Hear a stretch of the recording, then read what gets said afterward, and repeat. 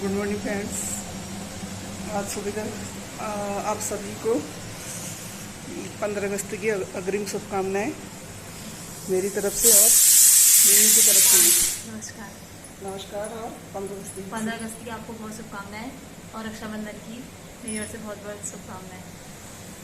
आशा करते हैं सभी लोगों का रक्षाबंधन बहुत अच्छा बीता होगा। साल भर में आने वाला सभी लोग स्वस्थ व सुखी होंगे जो भी यहाँ पर हैं। और अब आज का ब्लॉग शुरू करती हूँ। बहुत गर्मी हो रही है आजकल यहाँ पर, तो अपनी तो गर्मी से हालत ख़राब हो जाती है, सिर दर्द हो जाता है। और मीनू का भी सिर दर्द था, इसलिए हमने ब्लॉग नहीं बनाया। अब यहाँ और मेरा किचन में काम शुरू हो गया है। मैं भिंडी की सब्ज़ी बना रही हूँ। चावल मेरे बन चुके और इधर चढ़ा रखी है दाल, और क्योंकि अरहर की दाल है इसके साथ में छोली बनाऊंगी। इधर बर्तन धुल गए हैं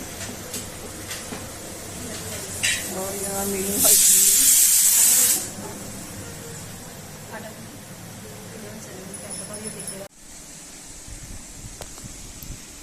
कैसे प्रश्न करूँगी कि 15 अगस्त के संबंध में कुछ तैयार किया है तुमने? कुछ तैयारी कर रखी है? झंडा लगा लिया घर में? इस बार तो हर घर झंडा लगाने के लिए बोला है प्रधानमंत्री महोदय ने। अच्छा, मैंने भी नहीं लगाया अभी, आज लगाऊंगी। तो कितने साल हो गए हमारे देश को आज़ाद हुए? हाँ, इस साल हमारा देश, अरे तो पता है, इस साल हमारा देश 75वीं वर्षगांठ मना रहा है। और आज ही के दिन हमारा देश ब्रिटिश की गुलामी से मुक्त हुआ था। 15 अगस्त 1947 को हमारा देश आज़ाद हुआ था। तब से हम लगातार स्वतंत्रता दिवस को मनाते हुए आ रहे हैं। इस दिन हर ऑफिस स्कूल और प्रत्येक ऑफिस स्कूलों में और ये कार्यक्रम आयोजित होते हैं। रंग बिरंगे कार्यक्रम होते हैं 15 अगस्त के दिन।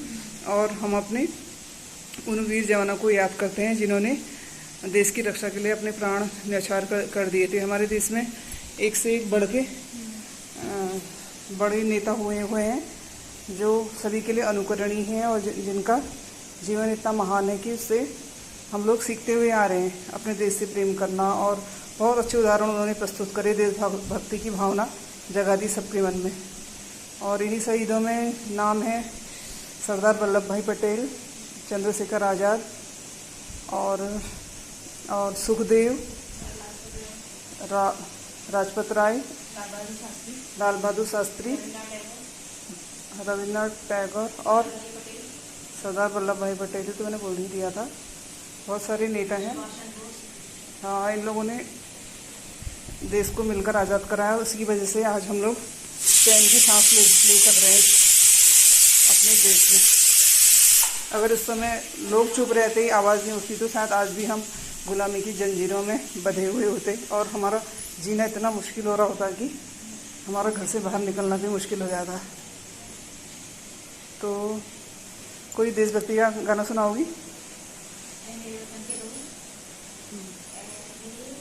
वतन की लोगों जरा आँख में भर लो पानी, जो शहीद हुए हैं उनकी जरा याद करो कुर्बानी। जब घायल हुआ हिमालय, खतरे में पड़ी आजादी, जब तक थी सांस लड़े वो फिर अपनी लाश बिछा दी। ए मेरे वतन के लोगों जरा आँख में भर लो पानी, जो सही जरा जब तक थी सांस लड़े वो फिर अपनी लाश बिछा दी। जो शहीद हुए हैं उनकी जरा याद करो कुर्बानी। कोई सिख, कोई जाट मराठा, कोई गोरखा, कोई मदरा,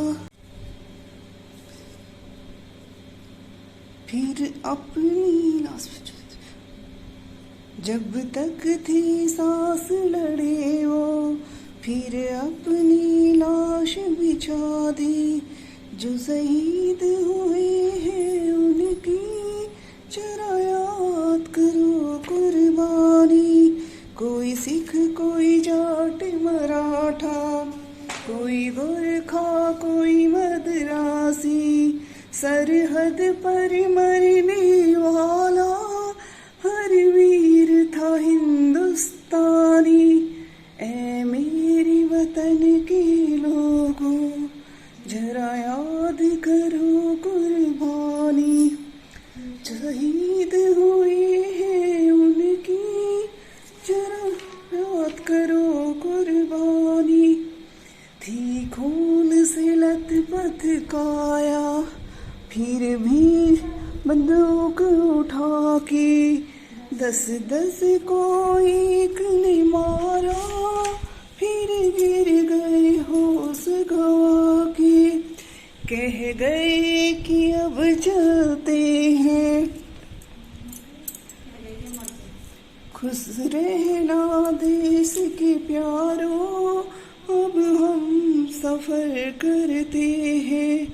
क्या लोग थे वो दीवाने, क्या लोग थे वो अभिमानी, तुम भूल न जाना उनको।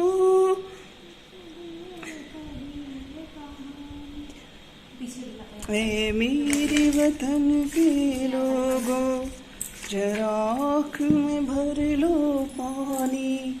जो शहीद हुए हैं उनकी जरा याद करो कुर्बानी। श्री लता मंगेशकर जी ने बहुत अच्छा सॉन्ग गाया था ये। हाँ, उनको याद करते हैं, उनको भी हमारी तरफ से भावभीनी श्रद्धांजलि।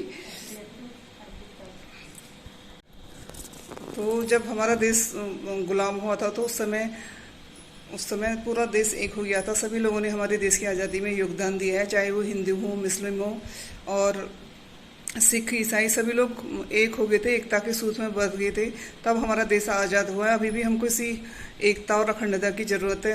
हमें किसी भी तरह का जातिवाद, क्षेत्रवाद और राज्यवाद इन चक्करों में नहीं पड़ना चाहिए और हर एक हिंदुस्तानी को अपना भाई समझते हुए प्रेम से बोलना चाहिए, ना कोई छोटा ना कोई बड़ा।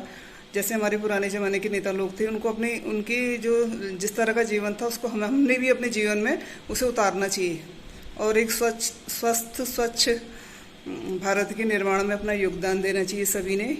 यहाँ पर हम किचन में बैठ के घर का काम करते हुए भी हमारे अंदर देश में प्रेम भरा हुआ है और हम यहीं से ये गीत प्रस्तुत कर रहे हैं ना। इस समय हमने कोई तैयारी भी नहीं की है, पर हमारे अपने देश के लिए प्रेम है, सभी को होगा। देश प्रेम और देशभक्ति की भावना तो सब में कूट के भरी होनी चाहिए। वो हमारे स्कूलों का बहुत बहुत धन्यवाद जिन्होंने हमें देशभक्ति करना सिखाया है। हमारे टीचरों का, हमारे गुरुओं का और हमसे बड़े लोगों का करोड़ बार प्रणाम, जिन्होंने हमें अच्छे संस्कार दिए और अच्छी प्रेरणा दी है ज़िंदगी में। जब भी पुराना इतिहास पढ़ती हूँ तो बहुत बुरा लगता है। हमारे कुछ देश में कुछ ऐसे भी नेता हुए जैसे मान सिंह, जयचंद, इन लोगों ने बहुत धोखे का काम किया और अभी भी इस समय में भी बहुत सारे मान सिंह और जयचंद पड़े हुए हैं। तो हमारी देश की जनता को समझना चाहिए, बेवकूफ़ नहीं बनना चाहिए इन लोगों के चक्कर में, जो सिर्फ हमारे देश को, हमारे राष्ट्र में सिर्फ अपने फ़ायदे के लिए, अपना घर भरने के लिए जो नेता बनते हैं उनको वोट भी नहीं दी जानी चाहिए। उसी व्यक्ति को चुना जाना चाहिए नेता जो जन कल्याण, समाज कल्याण, दूसरे के कल्याण के बारे में ज़्यादा सोचता हो, न कि अपनी बैंक बैलेंस बढ़ाता हो। इस समय बहुत अच्छे नेता हम लोगों के सम्मुख आ रहे हैं, हम लोग देख भी रहे हैं, जैसे हमारी राष्ट्रपति द्रौपदी मुर्मू जी और हमारे प्रधानमंत्री महोदय। तो इन लोगों का जीवन बहुत प्रेरणादायक है। जो छोटे गरीब लोग हैं उनको पता नहीं कौन भड़का दे रहा है, तो लोग कभी कंप्लेन करते हुए दिखाते हैं। एक दिन मैं वो सब्जी खरीदने गई थी तो सब्जी वाला कह रहा था अपना तो विदेश में घूम रहे हैं उभर के तो ऐसे लोगों को भी समझाने की ज़रूरत है हर जगह पर। उनको नॉलेज तो नहीं होती है, लोगों के बहकावे में आ जाते हैं। चलो इसी के साथ जय हिंद, जय भारत। आज तो सबके घरों में झंडे लगे हैं यहाँ अगल बगल, पास पड़ोस में, बड़ा अच्छा लग रहा है।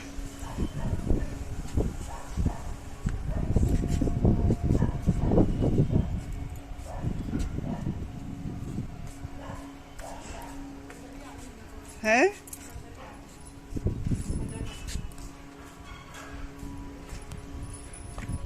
ये हमारा ही कर रहा है यार अभी। तो मीनू कल 15 अगस्त है, आज सबके घर में झंडे दिख रहे हैं, काफ़ी अच्छा लग रहा है देख के। और मीनू आपको ऐसा लग रहा है आज? बहुत अच्छा लग रहा है। इससे लड़का लाल पीला थोड़ी बोलेगी।